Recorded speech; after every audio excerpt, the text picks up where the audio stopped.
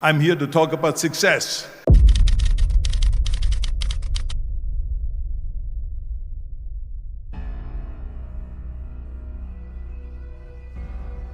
The first rule of success is to have a vision. You see, if you don't have a vision of where you go, and if you don't have a goal where you go, you drift around and you never end up anywhere. So I was very fortunate that I stumbled onto my vision. I mean, as you know, I was born in 1947 in Austria after the Second World War. And I didn't really like Austria when I grew up. I couldn't wait to get out of there. I couldn't see myself becoming a farmer or a worker in a factory or anything like that. My vision was totally different. I felt that I was born for something special, for something unique, for something big. So I was searching. Then one day I went to school. I remember I was 11 years old, and they showed a documentary about America. And there they showed in this documentary the huge skyscrapers, the high-rises, the huge bridges, the 6-lane freeways, and all of this stuff. And I said to myself, that's where I want to be. I don't want to be around here with these little farmhouses and these little buildings, and everything is old. I want to be in America. But now the question was just, how do you get to America? In those days, it was a very expensive trip. It's not like today. So again, I was very fortunate that one day after school, I walked by a store in Graz, which was called Brühl. And it was the only store that really sold kind of American stuff. So one day, they had jeans there, American jeans. And then they had the bull walker. And then they had an expander and some barbells and some dumbbells and an exercise bench in a window. So I went inside and I looked around and I looked at this stuff, and then I saw a magazine. I saw a bodybuilding magazine that had Reg Park on the cover. Reg Park was then a 3-time Mr. Universe. And I saw him on the big screen as Hercules. And on the cover it said, how Reg Park, Mr. Universe, became the Hercules star. That's what the cover story was all about. So I looked at the cover and I said to myself, I got to get this magazine. So I bought the magazine, I took it home and I read it over and over from the front page to the back. It had everything in there, how he trained, how he was working out in Leeds, England, in a factory town, how he worked out every day for 3-4 hours and became the strongest man of Europe, and how he won Mr. Europe and Mr. Great Britain, and then eventually Mr. Universe, and how he won the second Mr. Universe and the third Mr. Universe, and how he was discovered to play the starring role in Hercules. I read that and I said to myself, wow, this is the blueprint for my life. This is exactly what I want to do. I want to become a bodybuilding champion just like Reg Park. I want to get into movies just like Reg Park. And I want to make millions of dollars and be rich and famous just like Reg Park.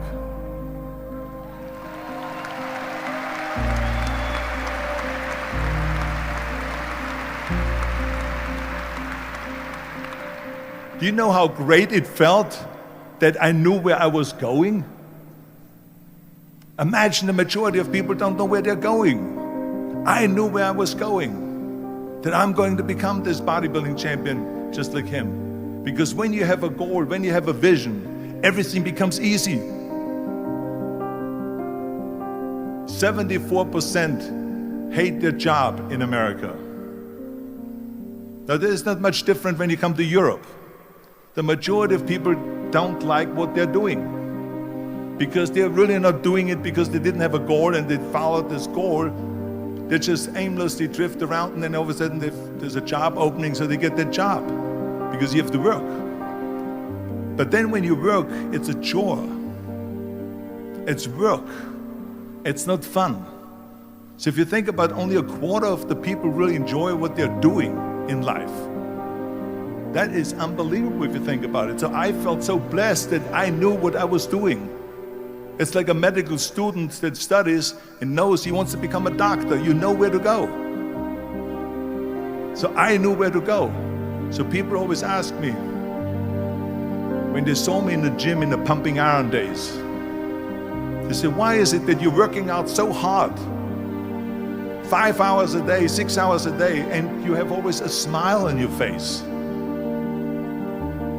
The others are working out just as hard as you do, and they look sour in the face. Why is that? And I told people all the time, I said, because to me, I'm shooting for a goal. In front of me is the Mr. Universe title. So every rep that I do gets me closer to accomplishing that goal, to make this goal, this vision turn into reality. Every single set that I do, every repetition, every weight that I lift will get me a step closer to turn this goal into reality. So I couldn't wait to do another 500-pound squat. I couldn't wait to do another 500-pound bench press. I couldn't wait to do another 2,000 reps of sit-ups. I couldn't wait for the next exercise, for the next half hour of posing and all the kind of things that you have to do to be a champion.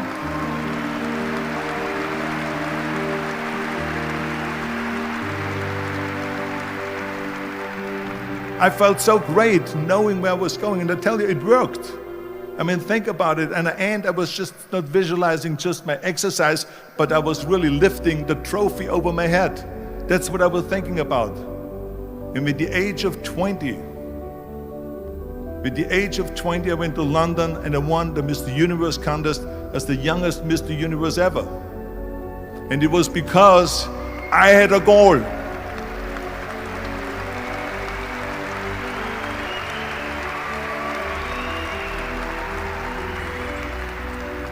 And this is no different than anything else, what I'm talking about. This is not just about bodybuilding. It was the same in acting. I remember when I was doing Conan the Barbarian. I was crawling on the rocks with a sword in my arm, crawling on all four.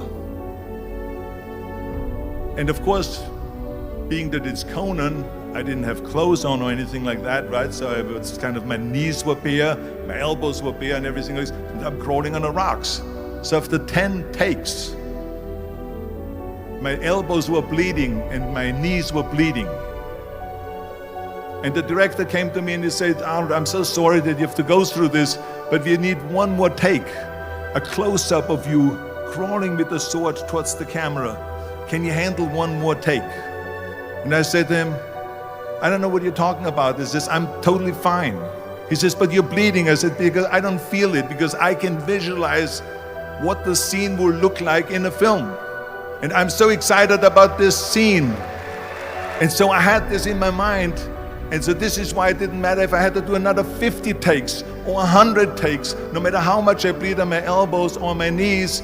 I saw that vision of the perfect scene, and it was an important scene, and I would do it over and over again until we got it.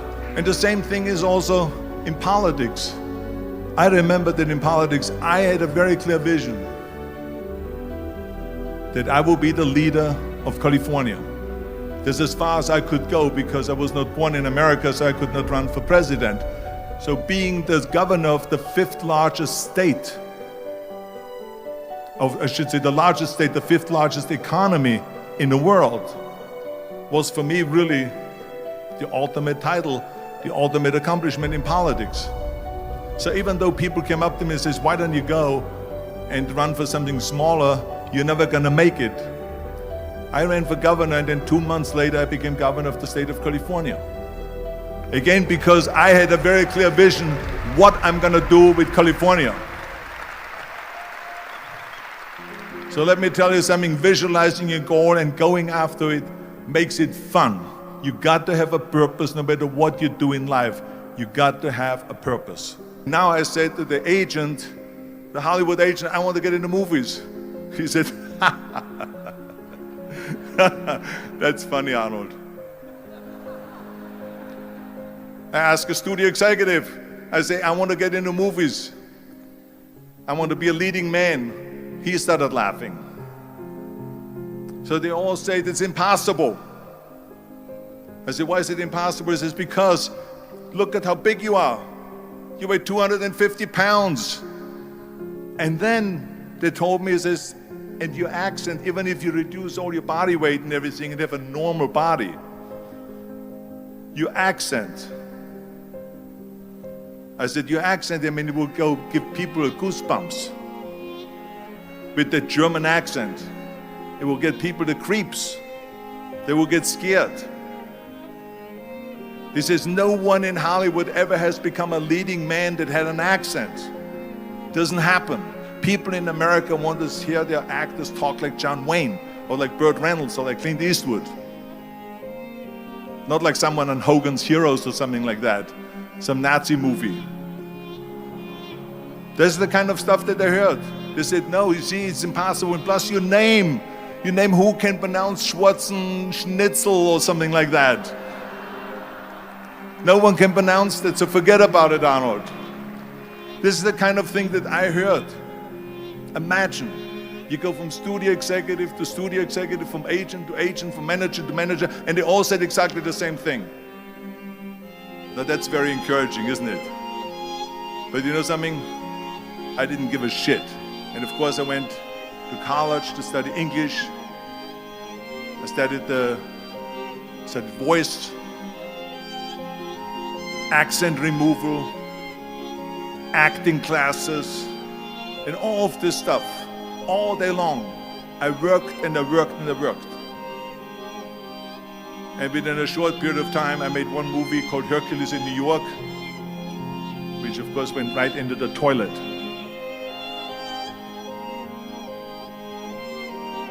But it didn't discourage me. I still had the same vision. And then all of a sudden I did Streets of San Francisco.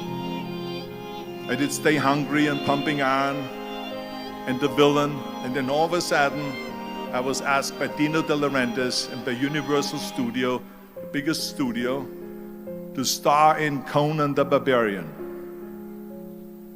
And after I did Conan the Barbarian, the director at the press conference said to the press, the director was John Milius. He said to the press, if we wouldn't have had Arnold, we would have had to build one. So think about that.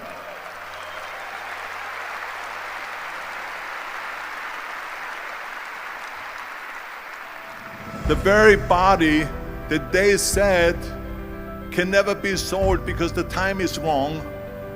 A few years later, I'm doing Conan the Barbarian, and it was the #1 hit at the box office when it came out in the summer of '82. Think about that. And the director says, if we wouldn't have had his body, we would have had to build one. So all of a sudden, my body became an asset, not a liability. And the same thing was with Terminator. After we were finished filming Terminator, Jim Cameron said to the press, if Arnold wouldn't have had that accent and talked like a machine, I think the movie wouldn't have worked. So think about that. The body and the accent that they attacked was an asset.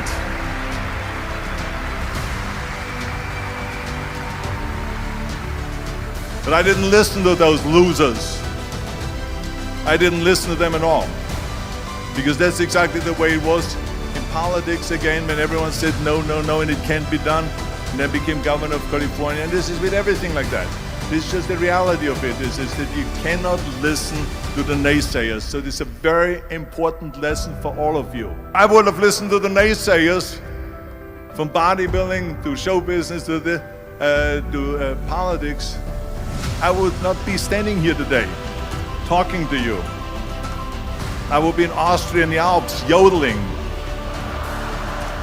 That's right. I will be in Austria still left yodeling. That's what I will be doing, exactly. So this is why I say don't listen to the naysayers. And the next thing, the third point that I'm gonna make to you is work your ass off. There is no magic pill. There is no magic out there. You cannot get around, you have to work and work and work, I can tell you. So it's work. And it drives me crazy when people say that they don't have enough time to go to the gym for 45 minutes a day and work out. Or to do something for 45 minutes to an hour a day to improve. if it is physically improve or if it is mentally to improve. Imagine you read 1 hour a day about history.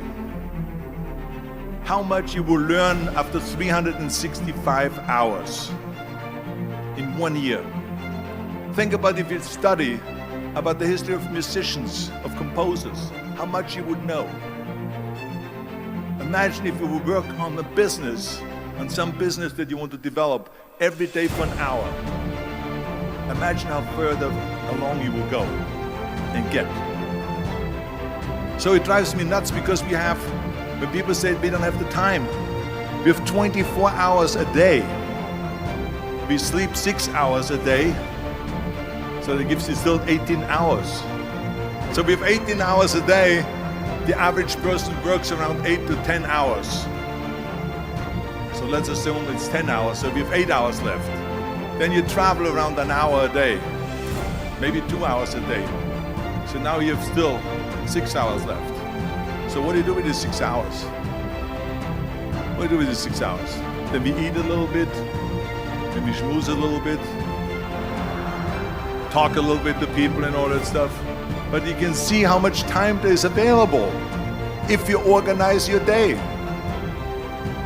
So you got to work hard.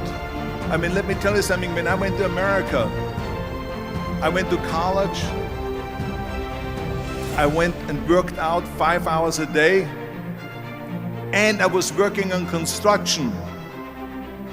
Because in those days in bodybuilding, there was no money. I didn't have the money for food supplements or anything. So I had to go to work. So I worked on construction.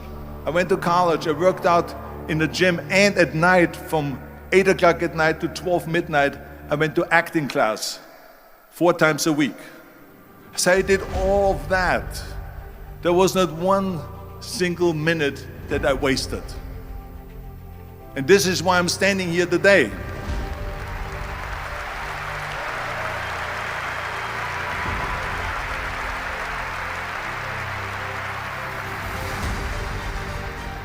I became very friendly with Muhammad Ali in the 70s. And Muhammad Ali worked his butt off. And I saw it firsthand. And I remember that there was a sports writer that was there in the gym when he was working out and he was doing sit-ups. And they asked him, how many sit-ups do you do? And he said, I don't start counting until it hurts. Now think about that. He doesn't start counting his sit-ups until he feels pain. That's when he starts counting. That is working hard. And so you can't get around the hard work. It doesn't matter who it is. As a matter of fact, I believe what Ted Turner said, work like hell and advertise.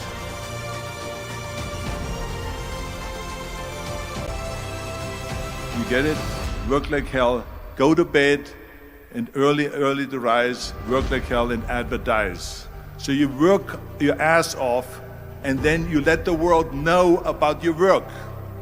That's what it is all about.